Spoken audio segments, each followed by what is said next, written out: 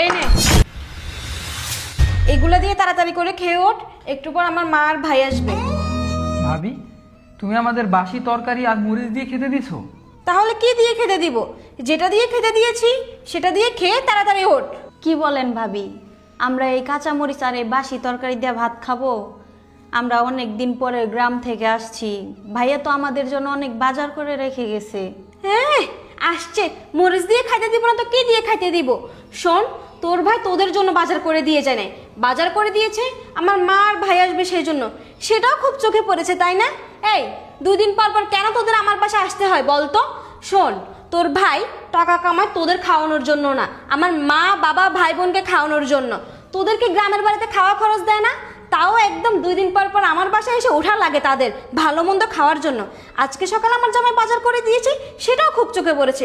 শোন, এই মরিচ আর এই বাসি তরকারি দিয়ে তোরা খাবি, খেয়ে তাড়াতাড়ি ওঠ, আমাকে উদ্ধার কর। ভাবি, তুমি এসব কি বলতেছো? আমরা তো সবসময় তোমাদের বাসায় আসি না, আর আমরা ভাইয়ের বাসায় আসবো না তো কোথায় যাবে বলো?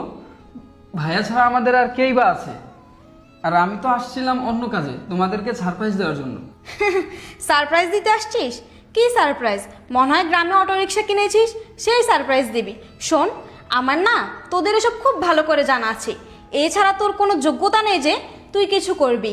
সারা জীবন তো আমার জামাইয়ের টাকা ধ্বংস করলি, নিজের বাপ মা খেয়ে বসে আছিস, এখন আমার জামাইকে খাওয়ার জন্য উঠে পড়ে লাগছিস। এই, নিজের যোগ্যতাকে কিছু করতে পারিস না? সব সময় তোর ভাই তোদের লেখাপড়ার পিছনে সব টাকা খরচ করে নিজের উন্নতি করতে পারে নাই। যদি ওই টাকাগুলো তোদের পিছনে খরচ না করতো, নিজের জন্য রেখে দিত, তাহলে এতদিনে ঢাকা শহরে বাড়ি গাড়ি সব কিছুই থাকতো আমাদের। শুধুমাত্র তোদের মতো ভিখারির পিছনে টাকা খরচ করে ওর সব ধ্বংস হয়ে গেল। শোন, আমি তোদেরকে ভালোই ভালো বলে দিচ্ছি, তোরা আজকের পর থেকে আর কখনো আমার বাসায়